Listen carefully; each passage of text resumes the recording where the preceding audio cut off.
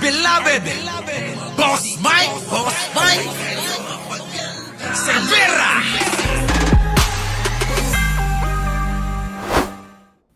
Kabrigada, sa isang post naman, sinabi ni dating Congressman Mike Defensor na magpapatuloy Ito pakinggan nyo mga kababayan ko para maliwanagan kayo na talagang galing kay Mike Defensor yung sinasabi na meron hong magaganap na Blue Ribbon Committee hearing. Samantala mga kabrigada, sa isang post naman, sinabi ni dating Congressman Mike Defensor na magpapatuloy bukas ang Blue Ribbon Committee hearing pero imbes na Senado ay isasagawa ito sa Mandaluyong area. Kita nyo mga kababayan ko. Sino ang nag-post? Si Mike Defensor mismo. Na sinasabi niya na tuloy ang Blue Ribbon Committee hearing.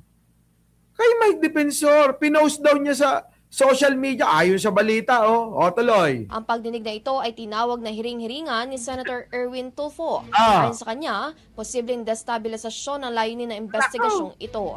Nako, kaya siguro mga kababayan, planong distab pala ito. Ay, kaya natakot sila, baka makulong sila, maaktuhan sila lahat, ma-aresto. Para sa detalye, Brigada Ann Cortez, i-Brigada mo. Live report.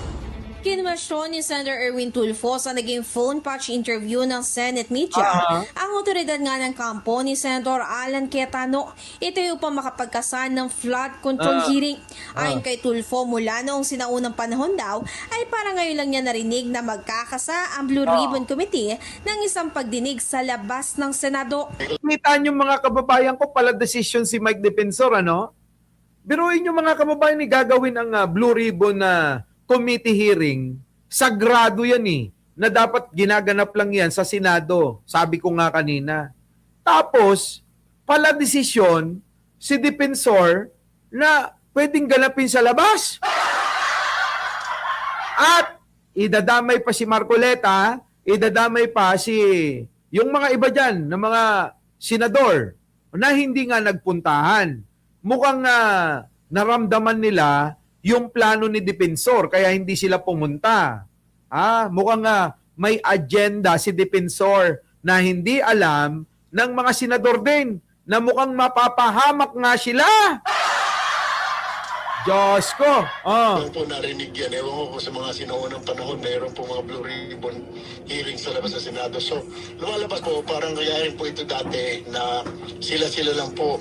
Number one, wala pong ika nga darating na committee secretariat po doon para mag-record ng meeting. Wala.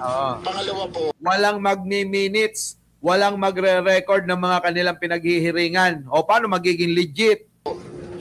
hindi naman lang po di ba na-declare na po ang all seats vacant. So, hindi na po chairman ng Blue Ribbon si Senador Pia. Ngayon din po si Senator Marcoleta. Hindi rin po sila mga member ng Blue Ribbon. So, Sa isang social media Hindi na sila talaga membro.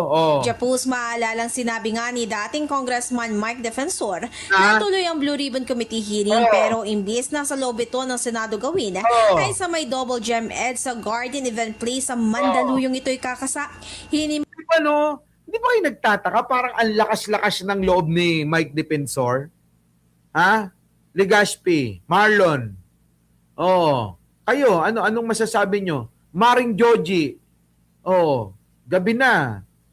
Gising ka pa. Di ba Jason Permin? Di ba kayo nagtataka? Parang ang lakas ng loob noong nagngangalang Mike Defensor. Hindi naman Mike Cervera yon. Malayo naman mga kababayan ang kagwapuhan natin dyan. Di ba kayo nagtataka? Parang may pinagmamalaki. Din niya ang publiko na suportahan ang tinatawag niya na brevetine o ang 18 Maleta Boys. Kita nyo mga kababayan ko? Nang iingganyo pa. Evangeline Camilosia, Catherine, Cathy Enriquez. Nang iingganyo pa, Addictus Rex, Susan Larson, si Mike Defensor. Utang inang yan, ano? Hindi po kailangan na ika nga may support. Ano ang dahilan? Yun po yung sinasabi natin.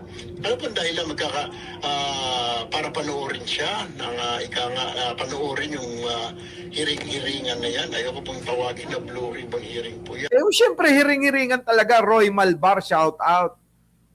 Di ba? Ewan ko, Mabil Sugita, ewan ko. Bakit ganito yung ginagawa ni Mike Defensor? Siya na nga yung, biruin nyo, siya yung nagdedesisyon, SP Kirit. Tinalakay natin to kaninang umaga eh. Bakit ikaw nagdedesisyon? Pala desisyon ka, Mike Defensor, dahil ba nabigyan mo ng pera si Marcoleta kaya hindi na makapalag? Dahil, baka nga, sabi ko nga kaninang umaga, hindi lang si Mike Defensor hindi lang si Marcoleta ang binigyan ni Mike Defensor ng pera eh. Baka lahat sila mga kababayan na mga magkakasama eh. Baka nakatanggap ng pera kay Defensor eh, di ba? Kaya tignan ninyo mga kababayan, no? Parang ang boss nila, kayo isipin nyo mga maigi parang lumalabas ang boss nila si Mike Defensor eh, di ba? Isipin nyo maigi. Kasi etong grupo ni Alan Peter Cayetano, di ba? Parang parang sunod-sunuran kay Mike Defensor. Parang si Mike Defensor ang kanilang boss talaga. Oo. Yan po ba ang dahilan? Kaya humingi siya ng suporta para mapanood siya ng mga tao. Nang matanong naman ng senador kung anong nakikita niyang layunin ng mga ito, ay sinabi niya na posibleng destabilisasyon ang gustong gawin ng mga ito. Yan na. Destabilization, malinaw mo po sa sikat ng araw. Nasisiraan na naman kung sino-sino. Sigurado ko, 99.9% damay na naman yan Pangulo, lahat na naman ng mga opisyal, yung mga hindi pa nabanggit, babanggitin na kung ano-anong pinabanggit nila dyan. Siyempre na naman, baka pangalanan na naman ako dyan. Sikat na ang pangalan ko. At saka siguro iba pa mga senador na hindi nakaalyado. Samantala ngayon, Totoo, mga kababayan, Tama yung sinabi ni Erwin Tulfong, ganun nga yung nangyari. Kung sino-sino na naman mga pinangalanan nila. Grabe talaga. Antindi. ngayong hapon, naglabas na ng kanilang opisyal na pahayag ang Blue Ribbon Committee sa pangunguna ng kanilang chairman na si Tulfo, kung saan mariin itong iginiit na wala raw silang pagdinig na nakatakda bukas. Ayon pa nga sa kanya, ang naging anunsyo ni Defensor sa kanyang social media tungkol sa isang pagdinig ay hindi raw binigyan ng otoridad at approval ng kanyang komite. Hinikayat naman din niya ang publiko na magdepende lang sa mga opisyal na anunsyo na ilalabas ng Blue Ribbon o ng Senado. Kita nyo mga kababayan, hindi na nga sinusunod yung kampo nila eh. Wala na ho eh. Pero alam nyo, ang nakakapagtaka, eto ho mga kababayan, itinatanggi ni Mike Defensor. Pakinggan nyo mga kababayan ang pagtanggi ni Mike Defensor. Unang-una, wala akong sinabing ako nagpapatawag. Diba? Yan. Kaya never kong kinlame na ako ay senador o ang patawag na hearing ay parte ng Senado. So walang usurpation yun. Pangalawa, as long as it is designated by the Senate President under their own rules, pwede yun. So when it was called, it was really because of a schedule by the Blue Ribbon Committee. Kita nyo parang tinatanggi niya na wala siyang alam. Kung hindi patawag daw ni Alan Peter Cayetano, sino ba talaga sa inyo? Diba? Ken Colette. Sino ba talaga? Sino ang sinungaling sa mga putang inan to? Ay, nako. Ang sakit sa ulo nila mga kababayan. Sa palagay nyo, sino ang sinungaling sa mga putang inang yan? Sinabi niya, hindi daw niya patawag yun eh. Parang ang tinuturo niya rito, si Alan Peter Cayetano eh. Pero nakita naman natin, nagkaroon ng konting miscommunication, okay na rin yan. Kami na yung pwede naman namin gawin yun na ilabas yung impormasyon sa taong bayan. Kaya nga, yun na yung ginawa nila. Nagchismis sila, nagmarites. Ganun ang ginawa nila. Nagmarites-marites sila mga kababayan. Ano mangyayari doon? Puro salita lang. Nasaan ang ebidensya? Litrato? Sapat na ba yung litrato? Bubo! Utang ina mo. Kulang yung litrato na pinakikita mo. Diba? Tang-inang yan mga kababayan, hindi ko na maisip kung bakit pinaniniwalaan pa tong hayop na to eh. sa totoo lang mga kababayan, hindi ko na magets. Sa kabila mga kababayan, ng puro laway-laway lang yung ginagawa nila. Di ba? Ayan na nga't sandamakmak na yung kaso na isinampa sa kanila, arya pa rin ng arya, mukhang hindi na nga natutulog ang putang ina. Pero, nakikita niyo yung mukha mga kababayan? Para bang nagdo-double time, triple time na mga kababayan ko. Parang naghahabol eh. Oo. Parang naghahabol si Mike Defensor. Ayan o, tingnan niyo yung itsura. Ayan o, Ayan o, tingnan niyo mga kababayan o. Yung eyebag bumubukol na. Parang, yung eyebag niya naging sis na. Nakakainis. Naiinis ako. Tangin ng mga gago na tong mga buwisit, mga problema ng bansa itong mga hayop na to. Diba? Yan o, yung eyebag niya parang sis. Ewan ko, mga kababayan ko. Sige, tuloy. Sabi mo kanina nanggigipit. Saan kaya pang tungo ito? Hindi natin alam, pero sa sitwasyon natin ngayon, masasabi natin na talagang lahat ng mga nagsasalita tungkol dito sa korupsyon, talagang iniipit. Anong corruption ba? Ano bang gusto nyong patunayan? Ano ba sinasabi mo may mapanagot? Putang ina nyo, wala nga pinanagot si Digong. Yung kinakampihan ninyo nga putang ina nyo, wala namang napanagot ano bang dapat nyong patunayan? Hindi kayo nagpapanagot ng mga magnanakaw sa gobyerno. Kinakampihan nyo. Puro na lang gano'n ang litanya. Panagutin daw yung mga magnanakaw. Hindi ba gayon ang ginagawa ng Pangulo? Bakit? Hindi ba yun ang ginagawa ng Pangulo? Ang dami ng pinapanagot ng Pangulo. Pinanagot na yung mga diskaya. Pinanagot na si Bunuan, nakakulong na nga, naka-hospital arrest. Putang ina, mukhang matutuluyan na nga. Si Jinggoy Estrada, nakakulong na. Si Bong Revilla, nakakulong na. Sino pang gusto ninyo? Sana lang naman ang gusto ko Si Martin nakasunod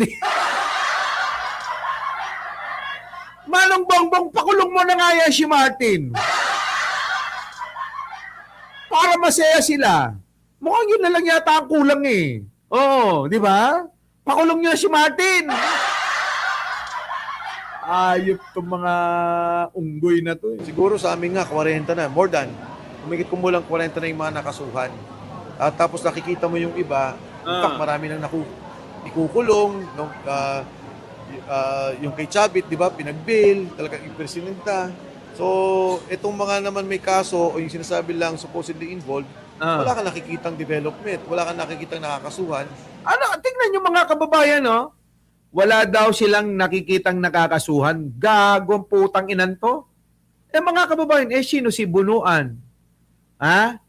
Sino si Jinggoy Estrada?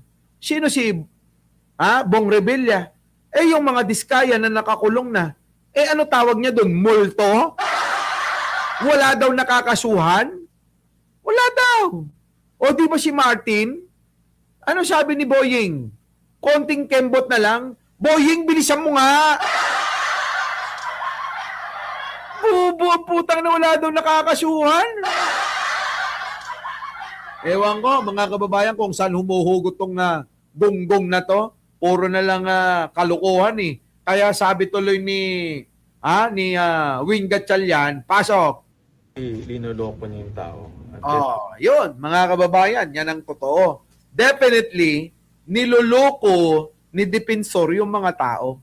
Niloloko ng kampo ni Defensor at ni Cayetano, ni Marcoleta, niloloko nila yung mga tao, mga kababayan.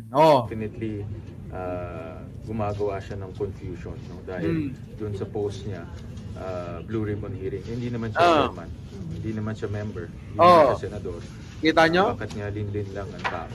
So, diba, nililin lang. Hindi ka naman chairman, hindi ka naman senador. Utang sakit nun, mga kababayan, yung sasabihan ka, hindi ka naman senador, hindi ka naman Senate President, hindi ka naman chairman, anong papel mo? Pala desisyon ka.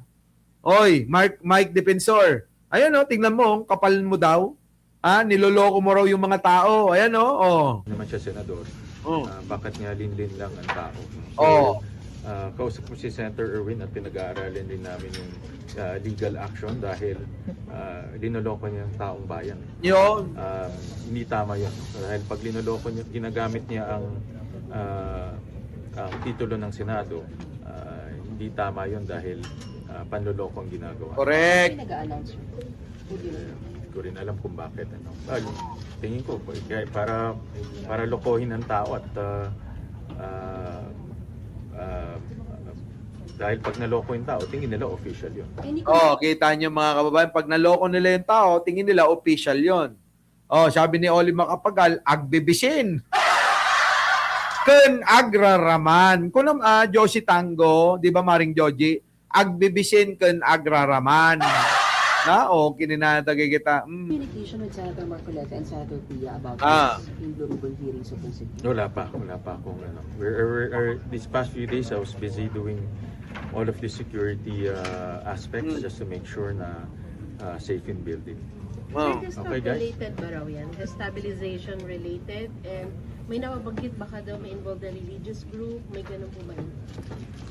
Based on our communication with AFP and PNP, it's possible na distab related siya. But I won't go into the details. But based on our conversation with them yesterday, So we're referring to the 8th. Grabe kayo.